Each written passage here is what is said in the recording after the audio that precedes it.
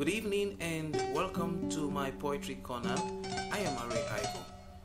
In today's program we shall be looking at my poem titled Round Talk. And the poem reads thus: If we were to go by numbers, the ants should own the world. If we are to go by height, the baobabs should rule the earth. There is a logical pattern and a vital force permeating the world. If you listen keenly, you will hear, and if you seek humbly, you will see. There is no one broth to be swallowed by all.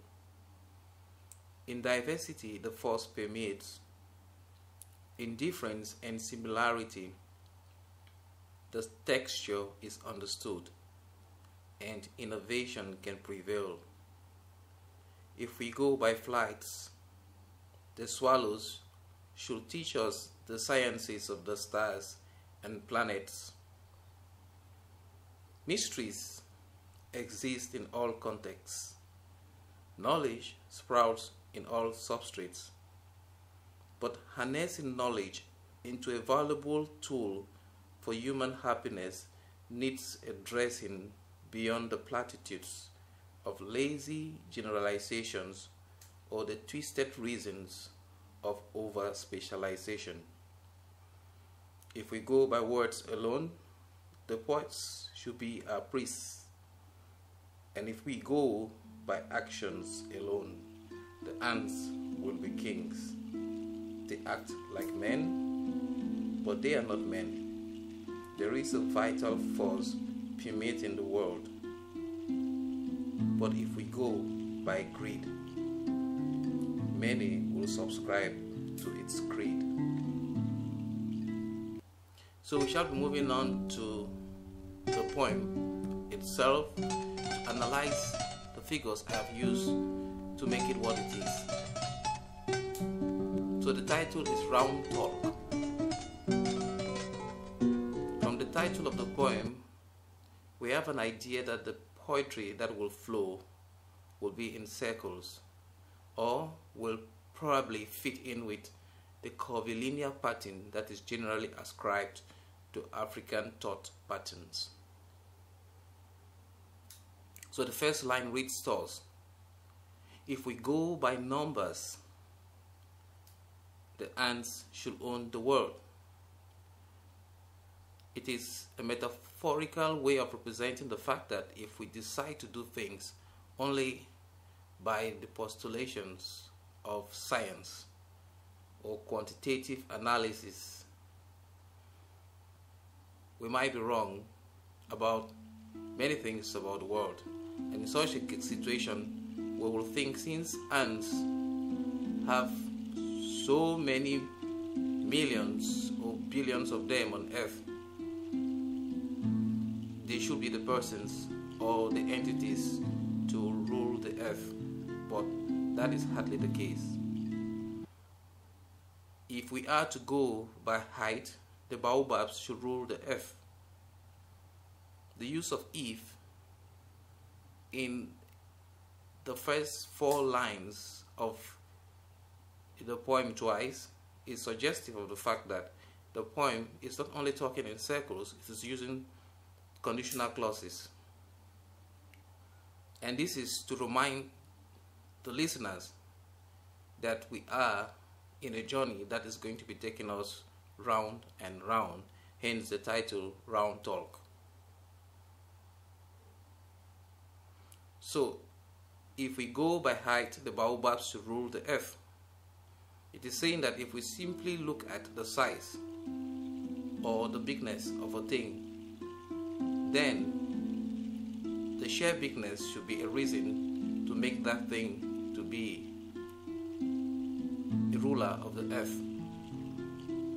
But you know, there are things that are big but empty, or hollow, or not strong, or without substrate.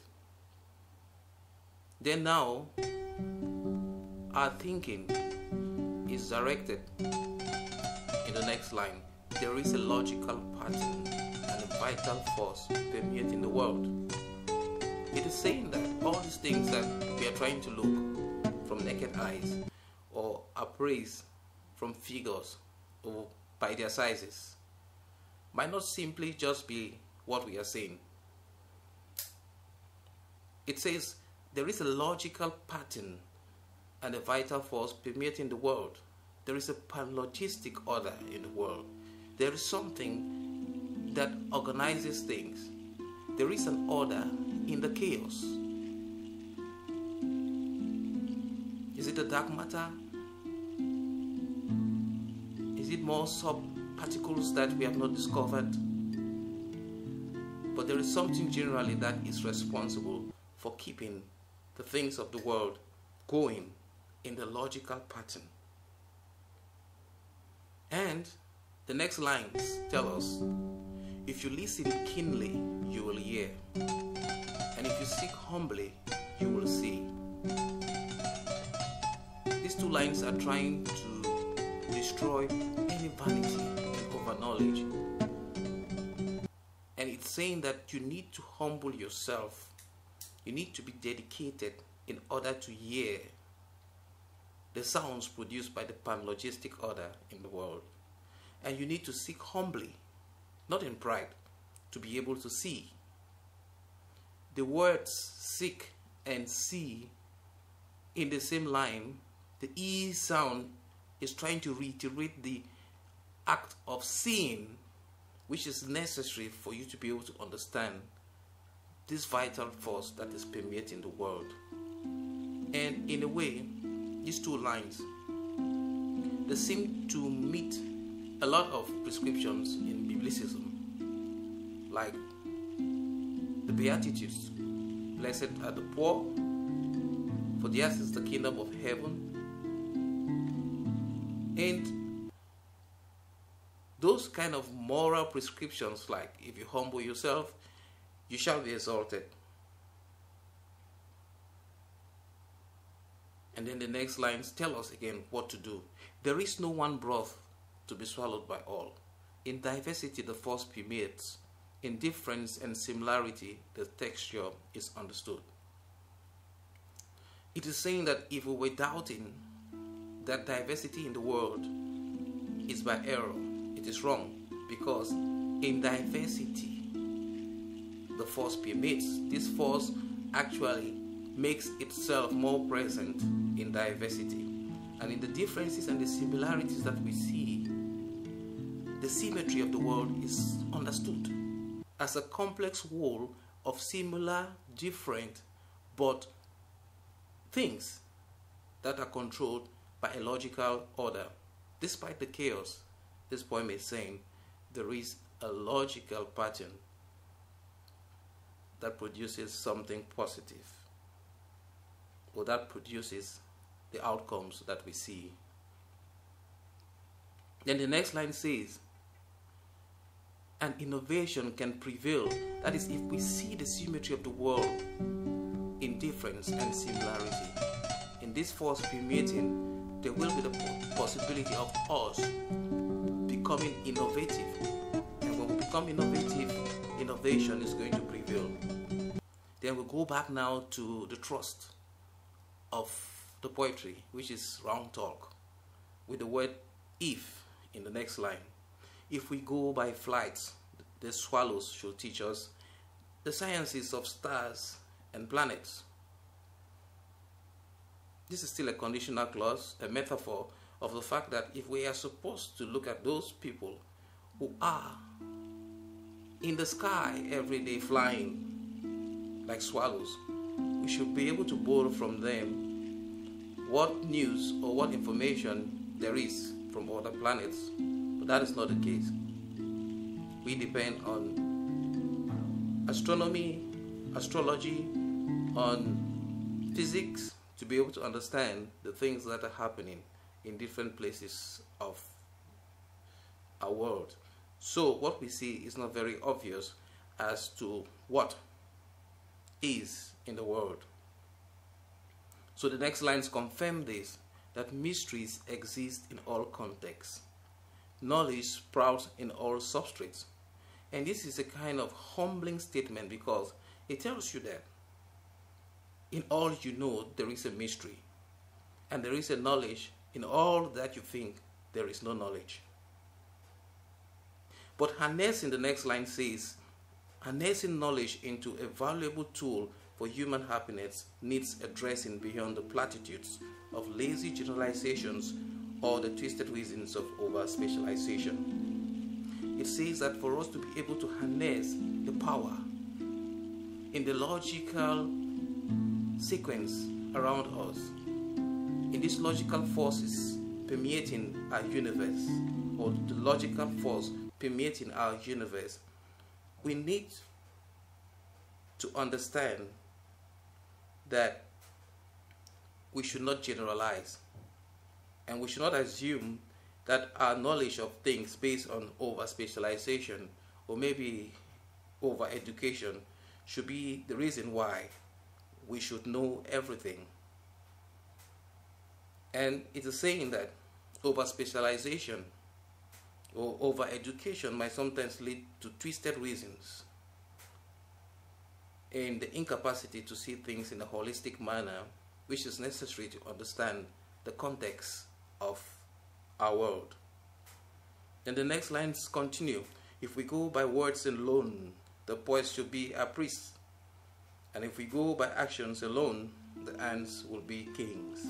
So the poetry is now flowing towards the end, but reiterating the trust at the beginning. We started with ants and their numbers, and now we are moving again towards them about how busy they are, but yet they are not the kings of the world. We're looking at poets who have all the words on earth, but yet they might not be blessed with divination. So there is a dramatic irony in life from the beginning of the poetry right down. It is really going in curvy-linear patterns as in African oral traditions. It says about the ants, they act like men, but they are not men. There is a vital force permeating the world. This is absolutely a repetition, a reiteration of the fact that that force is in all that we do, in all that exists in the planet. But finally, we come into a more stronger conclusion, which is almost linear, and it's a but. And it goes, but if. The use of but and if are two clauses that are making us to maybe come closer to the actors or to the speaker on the stage. If we go by greed, many will subscribe to its creed. It is seeming to say that greed is the underlining factor that is pushing people or humans across the world. And this is making people probably not to see the complexities of the world, not to see the symmetry of the vital force. It makes them to become biased. It makes them not to give. It makes them to hate. It makes them to be reclusive. It makes them to see the world in one tone or one shade. Whereas the poetry says, there is no one broth to be swallowed by all. In diversity the force permeates. In difference and similarity the symmetry of the world is understood, and innovation can prevail. For if we go by flights, the swallows should teach us the sciences of the stars and planets. Mysteries exist in all contexts. Knowledge sprouts in all substrates. We must look at the world in its complexity and see that beyond our doorsteps there are other people or other things that we do not know, and that if we humble ourselves we can learn from and develop ourselves and those near us. So the poem is a moral and teaching poem based on the curvilinear pattern of African thought systems. Thank you very much for tuning in onto my program. It has been Arrey Ivo.